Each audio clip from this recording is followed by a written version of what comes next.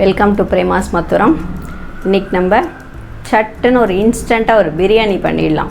ஆற்றுலையே homemade biryani masala பண்ணி அதை வச்சுட்டு ஆற்றுல டக்குன்னு காய்கறி எதுவுமே இல்லை, எப்போ பாரு குழம்பு ரசம் பண்ணுறதுக்கு ரொம்ப போராக இருக்குது, சட்டுன்னு ஒரு 10 மினிட்ஸில் பண்ணணும் அப்படின்னு ஃபீல் பண்ணுறப்ப டக்குன்னு ஒரு 10 மினிட்ஸ் தான் ஆகும். இது ப்ரிப்ரேஷன் டைம்ஸ்லாம் ஒன்றுமே கிடையாது. ஏன்னா ஒன்றும் காய்கறிலாம் நறுக்கிறதுக்கு எதுவுமே கிடையாது. ஒரு ஆனியனை வச்சுட்டு இன்ஸ்டண்ட்டாக ஒரு ஜம்முன்னு ஒரு பிரியாணி பண்ணலாம். என்னென்ன இன்க்ரீடியன்ட்ஸ் தேவைன்னு பார்க்கலாம் வாங்க.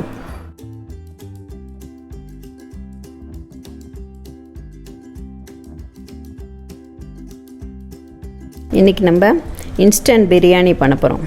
இன்ஸ்டன்ட் பிரியாணிக்கு என்னென்ன இன்க்ரீடியன்ட்ஸ் தேவைன்னு பார்ப்போம். ஆற்றுல வெஜிடபிள்ஸ்லாம் இல்லை, வெறும் வெங்காயம் தான் இருக்குது, அதை வச்சு பண்ணுவோன்னா இன்றைக்கி இன்ஸ்டன்ட் பிரியாணி பண்ணலாம். அதுக்கு 1 கப் அளவுக்கு சின்ன வெங்காயம் எடுத்துட்டுருக்கேன். அது ஆற்றுல சின்ன வெங்காயம் இல்லை, பெரிய வெங்காயம்னா 3 வெங்காயம் எடுத்துக்கலாம், பெரிய வெங்காயம். தேங்காய் 1 கப் எடுத்துட்டுருக்கேன்.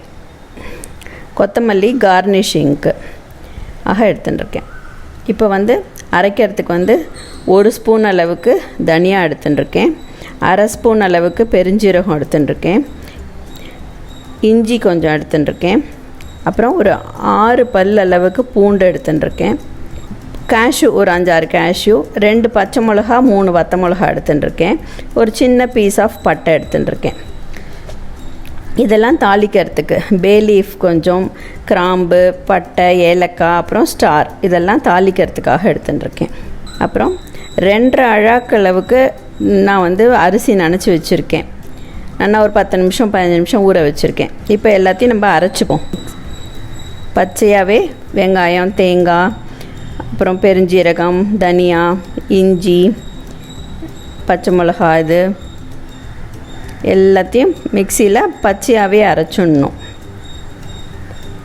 அரைச்சிட்டு இப்போ இதில் 2 ஸ்பூன் அளவுக்கு நெய்யை விட்டு தாளிக்கிறதெல்லாம் போட்டுக்கலாம். பே லீஃபு, பட்டை, கிராம்பு,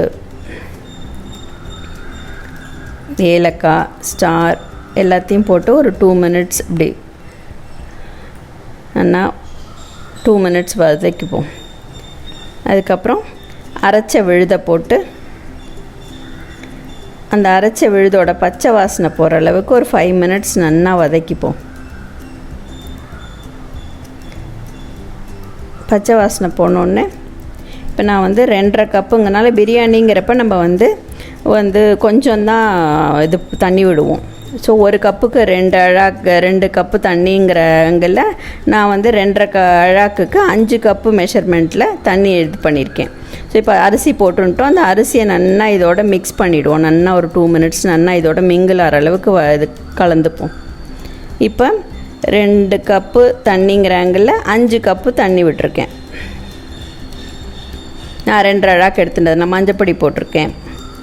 அப்புறம் ஹோம்மேட் பிரியாணி மசாலா, இதுக்கான இன்க்ரீடியன்ட்ஸ் உங்களுக்கு டிஸ்கிரிப்ஷன் பாக்ஸில் கொடுத்துருக்கேன். உப்பு போடுறேன். கல் உப்புங்கிறதுனால நான் 2 ஸ்பூன் தான் போடுறேன்.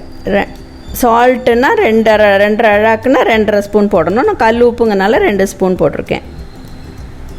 நல்லா இதை கலந்துட்டு இது நல்லா ஒரு 4 விசில் வரணும். கொஞ்சோண்டு கொத்தமல்லி இப்போதைக்கு வாசனைக்கு போட்டுடுறேன்.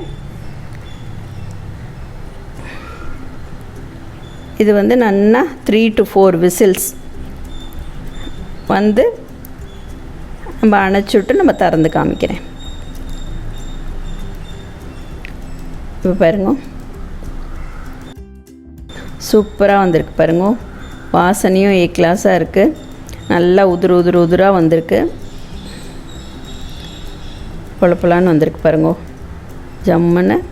இப்போ இதில் நல்லா மேலே ஒரு 2 ஸ்பூன் அளவுக்கு நெய் விட்டுட்டு நல்லா மீதி கொத்தமல்லி கட் பண்ணி வச்சதை போட்டுக்கிறேன். புதினா ஃப்ளேவர் பிடிக்கணுங்கிறவாளுக்கும் புதினா ஃப்ளேவரும் போட்டுக்கலாம். இல்லை இன்னும் கொஞ்சம் ரிச்சாக கார்னிஷ் பண்ணிக்கணுன்னா நெய்யில் நல்லா முந்திரி தாளிச்சும் போட்டுக்கலாம். நான் 2 ஸ்பூன் நெய் விடுறேன். அப்புறம் மீதி கொத்தமல்லி கட் பண்ணி வச்சதை போடுறேன். இதுக்கு நல்லா ஆப் காம்பினேஷன் நல்ல ஜவ்வரிசி கருடம், தென் ஆஸ் யூஷுவல் தயிர் பச்சடி.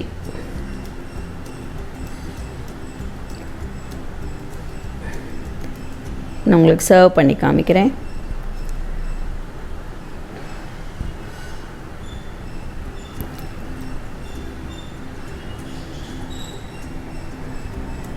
பாருங்க எப்படி இருக்குது பாருங்க, சூப்பராக இருக்குது பாருங்க. Instant biryani ready. Enjoy your lunch with ஜவர்சி கரோடாம் அண்ட் ரைத்தா. இப்படி கமன்னு இன்ஸ்டண்ட்டாக டக்குன்னு ஒரு பிரியாணி பண்ணிட்டோம் பார்த்தீங்களா. என்னோடய ஹோம்மேட் பிரியாணி மசாலாவோட இன்க்ரீடியன்ட்ஸ் வந்து டிஸ்கிரிப்ஷன் பாக்ஸில் உங்களுக்கு கொடுத்துருக்கேன். நீங்கள் அதை வச்சுட்டு அதுலேயே வந்து பிரியாணி மசாலா பண்ணி வச்சுக்கோங்க. இந்த பிரியாணி மசாலாவை வந்து நீங்கள் என்ன சைட் டிஷ்ஷுக்குன்னாலும் அந்த ஒரு ஃப்ளேவருக்காக இது ஆட் பண்ணிக்கலாம். அப்புறம் மசாலா ரைஸ் பண்ணுறப்ப கூட ஒரு ஸ்பூன் போட்டுக்கலாம், நல்ல வாசனையாக இருக்கும். அதனால் நீங்களும் ட்ரை பண்ணி பார்த்து எப்படி வந்ததுன்னு எனக்கு சொல்லுங்கள். என்னோடய சேனலை லைக் பண்ணுங்கள், ஷேர் பண்ணுங்கள், சப்ஸ்கிரைப் பண்ணுங்கள். தேங்க்யூ.